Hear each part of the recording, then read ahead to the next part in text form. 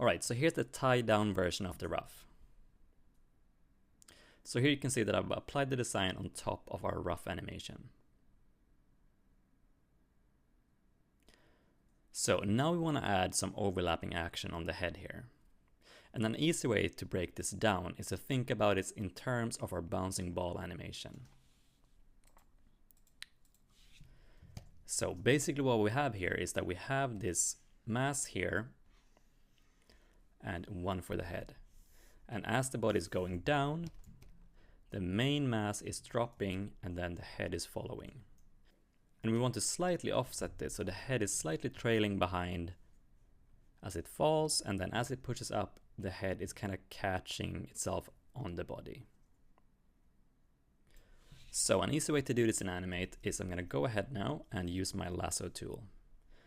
And we're going to start on our first frame, and then we're going to go one frame forward. So I'm just going to go ahead and lasso the head here, and then nudge it upwards. And then I'm going to go in and draw in our neck. And then we're going to go forward, and here we're going to do the opposite. So here the body is now pushing upwards, so we want the head to kind of squash down here like that. And then I'm going to do the same here, so I'm just going to nudge it down a little bit because now it's starting to go back up into its correct position. And now we're coming to our up pose here. So here I'm going to keep it where it is, and then for our next pose, I'm going to once again make the head drag.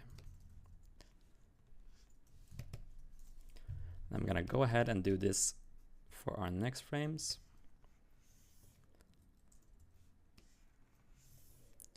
Then down.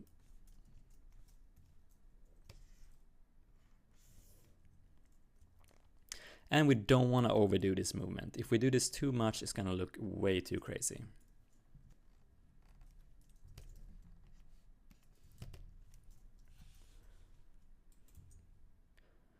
Alright, so this is what it looks like with a little bit of overlap on the head. Another thing we can do is we can go in and add a little bit of rotation to the head. So just like before, as the head is trailing behind here, we can go ahead and grab this with our free transform tool, and we can set the rotation point to the neck and slightly rotate this upwards. And then do the opposite as the body is catching the head. And we want to make sure to just ease this out a little bit so it's not too jarring.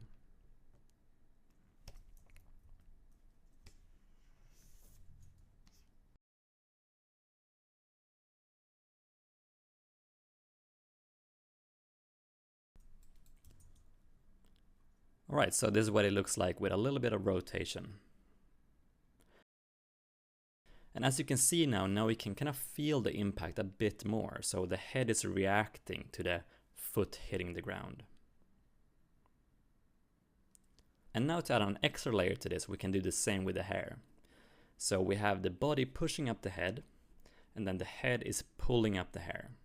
So we'll have like a 3-stage rocket here with overlapping action. So like I did before, I'm going to go ahead and with my lasso tool,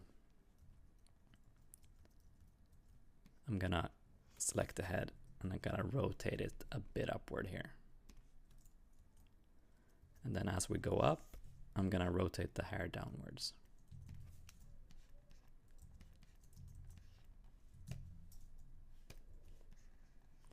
And I'm gonna make sure to ease it a little bit.